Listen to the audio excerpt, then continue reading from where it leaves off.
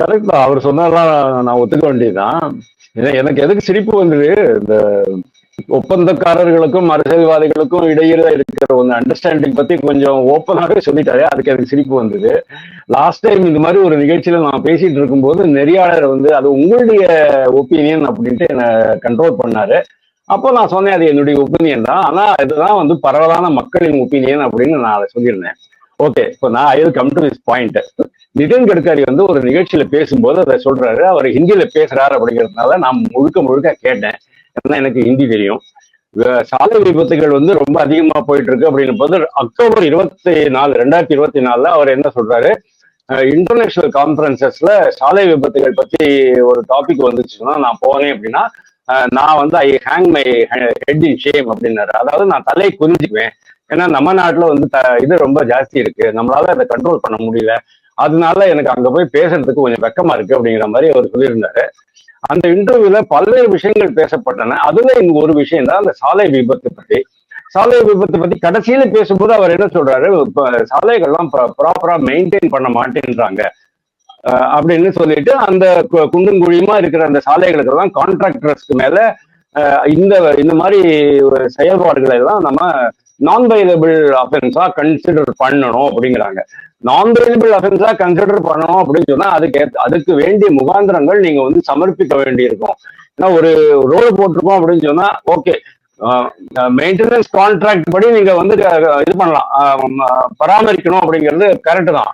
ஆனா சடன்லி ஏதோ ஒரு காரணத்தினால அந்த இடத்துல ஒரு ரோடு டேமேஜ் ஆயிடுது, சிங்க் ஆயிடுறது, கீழே இறங்கிடுறது, அந்த மாதிரி இருக்கும்போது அதுக்கு ஒன்றும் பண்ண முடியாது. ஆனா இந்த மாதிரி ஒரு ரோடு கான்ட்ராக்டர்ஸ்க்கு மேல ஒரு ஆக்ஷன் எடுக்கணும், இதை நான் வைலபிள் அஃபென்ஸா கொண்டு வரணும்னு நிதின் கட்கரி சொல்லியிருக்காரு சொன்னா அது வந்து நம்ம அடுத்த லெவலுக்கு இந்த மேட்டரை எடுத்துட்டு போறோம் அப்படிங்கிறது உறுதியாகிடுறது. அதாவது மற்ற நாடுகள்ல எல்லாம் தான் இதெல்லாம் பண்ணிட்டு இருக்காங்க. எஸ்பெஷலி நான் உங்களுக்கு சொல்றேன், கல்ஃப் கண்ட்ரீஸ்ல நீங்க பாத்தீங்கன்னு சொன்னா ஏதாவது ஒரு கான்ட்ராக்டர் தரமற்ற பொருட்களை வைத்து ரோடு போட்டிருக்கிறார், அந்த ரோடு வந்து within 1 month or 2 months damage ஆயிடுச்சு சொன்னா உடனே government will take immediate action. அதே மாதிரிதான் அமெரிக்கால எல்லா ரோடுகளும் சரியா போடுவாங்க, கரெக்டா மெயின்டைன் பண்ணிட்டு இருப்பாங்க. நம்ம நாட்டை பொறுத்த வரைக்கும் ரோடுகளை நான் எப்படி பாக்குறேன், நான் என்ன பாக்குறது, நீங்க கூட பார்க்கலாம். அதை நம்ம எப்படி பார்க்கணும் அப்படின்னா 3 விதமான சாலைகள் இருக்கின்றன. ஒண்ணு நேஷனல் ஹைவேஸ், அதாவது கட்டண சாலை அப்படின்னு சொல்றோம் இல்லையா, அதாவது central government NHAI national highways authority கீழே வர சாலைகள், அது எல்லாமே ரொம்ப பிரமாதமா போடுவாங்க. அதுக்கு அடுத்தது ஸ்டேட் ஹைவேஸ் சாலைகள், அதுக்கப்புறமா லோக்கல் பாடிஸ் பண்ற சாலை, சென்னை மாநகராட்சி, செங்கல்பட்டு நகராட்சி, கிராமப்புற சாலைகள் அதெல்லாம் பண்றாங்க இல்லையா அது. சோ இந்த மாதிரி 3 விதமா நம்ம பிரிக்கும் போது என்ன ஆகுறது, நிதின் கட்கரி என்ன சொன்னாரோ அது எல்லாமே நேஷனல் ஹைவேஸ் அத்தாரிட்டி ஆஃப் இந்தியாவுக்கு கீழே வர சாலை கட்டமைப்புக்கு தான் அப்ளை ஆகுது. இதுக்கெல்லாம் அப்ளை ஆகல. அவர் சொன்னது அந்த 4 லட்சம் ஆக்சிடென்ட்ஸ், 30,000 பேர் ஹெல்மெட் எல்லாமே இறந்தது, 10 லட்சம் 10,000 குழந்தைகள் இறந்தது, இது எல்லாமே வந்து நேஷனல் ஹைவே சமாச்சாரம் தான். நேஷனல் ஹைவே ரோட பொறுத்த வரைக்கும் அவர் சொல்றத நம்ம வந்து இது பண்ணிக்கலாம். ஏன்னு கேட்டா அங்க வந்து மெயின்டெனன்ஸ்க்கு கான்ட்ராக்ட் இருக்கும். அதாவது இந்த ரோடு போடுறது, நான் வந்து இந்த டிபார்ட்மெண்ட்ல இல்ல, நான் என்னுடைய வங்கி தொழில் பண்ணும்போது இந்த ரோடு ப்ராஜெக்ட்ஸுக்கெல்லாம் ஃபைனான்ஸ் கொடுக்கறதெல்லாம் பத்தி நான் நிறைய விரிவா படிச்சிருக்கேன், பண்ணியிருக்கேன். அதை வந்து ரொம்ப டீப்பா இன்வால்வ் ஆயிட்டு இருக்கேன். அதனால எனக்கு இந்த என்ன நடக்கிறது அப்படிங்கிறது எனக்கு ரொம்ப நல்லாவே தெரியும். சோ இந்த மாதிரி முடிச்சிடுறேன் அந்த பாயிண்ட் நான் முடிக்கிறேன், ஒரே நிமிஷம் முடிச்சிடுறேன். அதாவது அந்த ரோடு கான்ட்ராக்ட் போடும்போது அவங்க வந்து நார்மலா என்ன பண்ணுவாங்க, EPC அப்படின்னு ஒரு மாடல் இருக்கும், அதாவது இன்ஜினியரிங் ப்ரொக்யூர்மெண்ட் அண்ட் கன்ஸ்ட்ரக்ஷன் அப்படின்னு ஒரு மாடல் இருக்கும்.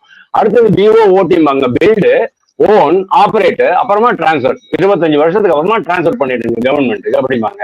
அதே மாதிரி இப்போ இன்னொரு புது மாடல் வந்திருக்கு, அதாவது பில்டு, ஓன், ஆபரேட் அப்படின்னு சொன்னா நீங்க வந்து மெயின்டைன் பண்ண வேண்டியிருக்கும். அதாவது எவ்வளவு சேதம் ஆயின்னு இருக்கும், நீங்க கட்டணம் வசூல் வச்சுக்கலாம், அதே சமயம் நீங்க வந்து அதை பராமரிக்கிற செலவு இருக்கு இல்லையா. நார்மலா நான் உங்களுக்கு சொல்றேன், முதல் வருஷம் பராமரிப்பு செலவு ரொம்ப கம்மியா தான் இருக்கும், 10% தான் இருக்கும். 3வது வருஷம் 4வது வருஷம் ஆனதுக்கு பிறகு 15% வரைக்கும் வருஷம் உங்களுக்கு வந்து அந்த செலவு இருக்கும். அதுக்கு ஏற்ற மாதிரி அவங்க வந்து பராமரிக்கிறாங்களா இல்லையா அப்படிங்கிற நேஷனல் ஹைவே அத்தாரிட்டி காரங்க வந்து பார்ப்பாங்க. பேங்க்ல லோன் கொடுத்தாங்க பாருங்க, கன்சோர்ஷியம் பேங்கர்ஸ், அவங்க எல்லாம் வந்து செக் பண்ணி பார்ப்பாங்க கரெக்டா பண்ணிருக்காங்களா இல்லையா அப்படின்ட்டு.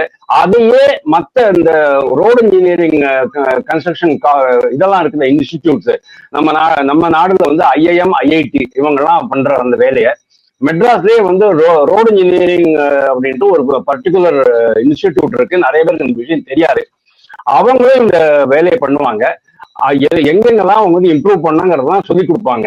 சோ இந்த விஷயம் வந்து கான்ட்ராக்ட்லயே ஒரு டேர்மா இருக்கிறதுனால நிதின் கட்கரி சொல்றது நம்மளுக்கு இது இருக்கும். அதாவது இம்ப்ளிமெண்ட் பண்ற மாதிரி இருக்கும், செயல்படுத்த முடியும்.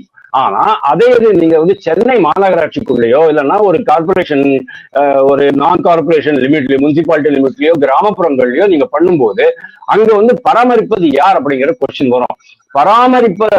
பராமரிப்பதற்கான அந்த கான்ட்ராக்ட் இருந்தா தான் அவங்க நிதின் கட்கரி சொன்ன மாதிரி கான்ட்ராக்டர்ஸ் நம்ம அக்கௌண்டபிலிட்டி ஃபிக்ஸ் பண்ண முடியும், இல்லைன்னா ஃபிக்ஸ் பண்ண முடியாது.